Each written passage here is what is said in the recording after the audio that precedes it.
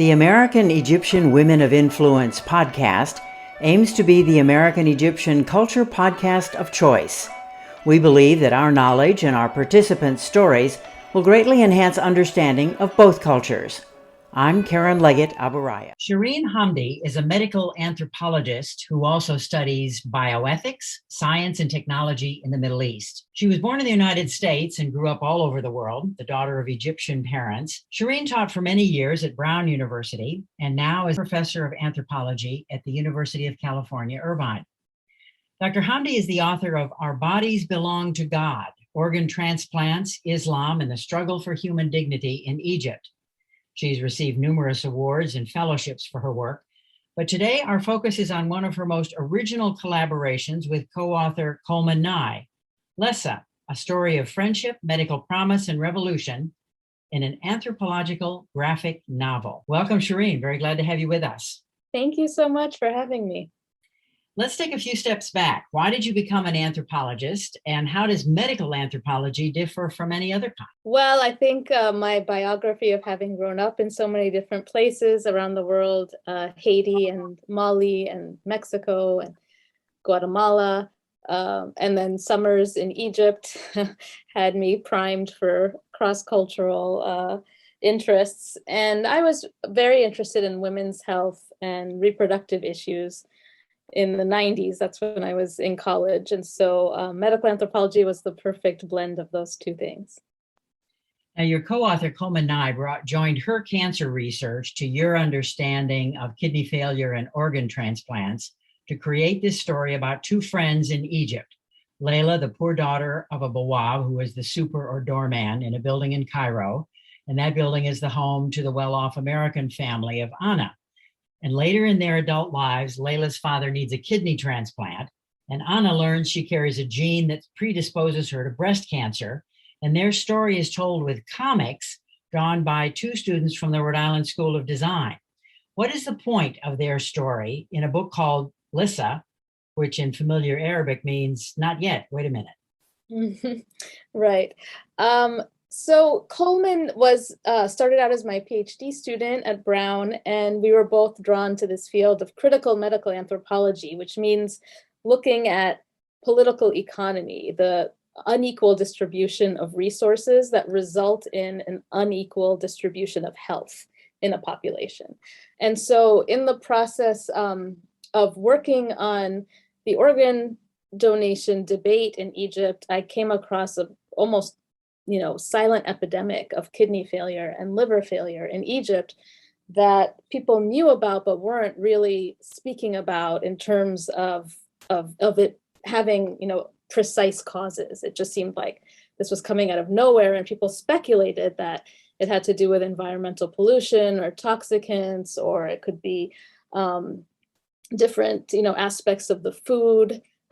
People talked about wheat, for example, and how it grows a certain types of aflatoxins or ochratoxins in the storage process. There's just multiple. We find that in situations where a disease suddenly becomes very visible and apparent, people develop multiple etiologies as the science is catching up. So now we know that with COVID, of course. So that part really interested me. And what I was particularly drawn to were patients' responses that, it's not just me it's not just a situation of me. And the reason why that was so important was because the solution to having kidney failure or liver failure medically would be to get a new kidney or a new liver. And that requires enrolling a whole other person into your disease or problem. And maybe that would make sense if you thought that the disease was very specific to you. Like I am the one person in my family who has this because of genetics or whatever reason. And then maybe it's thinkable to accept a kidney donation from your brother or something, or from your father.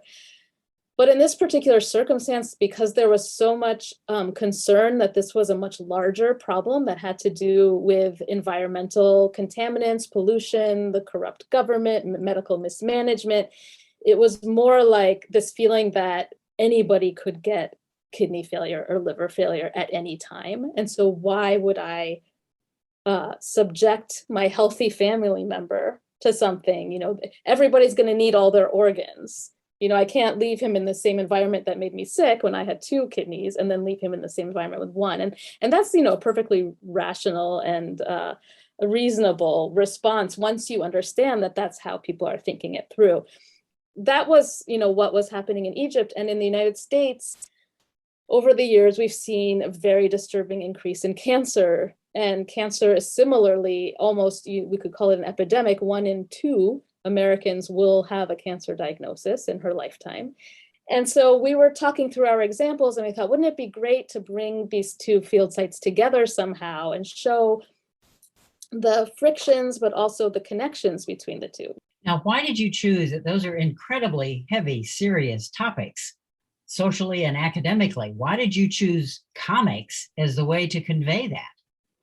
Well, so that's part of the why is on the one hand, comics allows us to lighten some otherwise just very heavy and difficult material. And I think if you look through the pages of Lissa, there's this one particular spread that's so hard it was hard on the illustrators to even illustrate it. But, when Anna's losing her mother to cancer, there's some very difficult, heart-wrenching scenes of what that looks like, the long demise of the cancer patient. And comics somehow renders that more palatable, more digestible. It without sanitizing it or minimizing it. The opposite happens. It gives you just enough stripped down information that you lean in so that you can see what's happening next. So that was one aspect of the comic. And what we wanted to show is that actually you can use comics illustrations to add complexity to issues, to take these already very complex issues and complexify them even more by playing with things like scale. The scale, what does it look like if I look at the scale of the cell versus the scale of the organ versus the scale of the human versus the scale of family versus the scale of society versus the scale of the global economy? So comics allows you to play with what's there, what isn't there, by showing you different things, by showing how language sometimes refers to something that's not immediately apparent with text alone. There's so many different advantages to the comic, and the collaborative aspect was also exciting for me, being able to picture the Egyptian revolution and all the visual culture that emanated from that, including the graffiti that became very kind of popular and memorialized in the city. And comics is also a way to say, document, to say this happened at a time when the revolution was being actively erased. You bring up the revolution, and I wanted to ask you that's really in one sense it's unrelated to the anthropological arguments and the medical information that you're conveying. Why did you decide to set this at that particular time and include the whole graphic novel could have been written without the revolution at all? Well, part of our argument was about how we'll never be able to address illness or disease adequately if we continue to think in this individualized frame.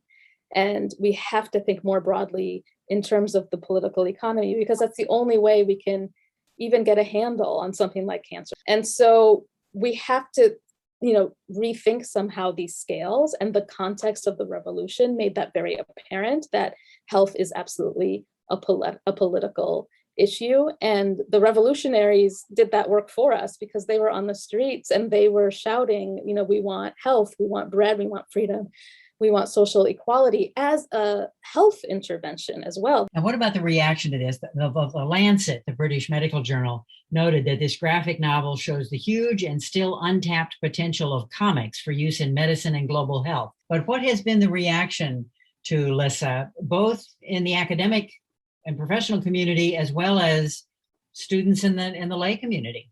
It's been overwhelmingly positive. I've been really pleased by that. And I think the other advantage of comics is that people can enter at all different levels. So people don't feel turned off if they don't already have an exposure to public health or medical anthropology, or if they don't know anything about the revolution. There's something that's just very humble about the medium of comics that anybody can relate to immediately, and it brings people in at all different levels. And people have used this in PhD programs, but they've also used it in high school. And so that's been very exciting for me, and I really want to continue to think about how comics can widen and broaden audiences so that we're not just academics writing to each other in these journals that nobody reads, right? Well, thank you very much. We're going to stop there, and I know you have more books coming, and we'll make sure that people have the websites and information to find them. Thank you very much, Sherine Hamdy. Thank you.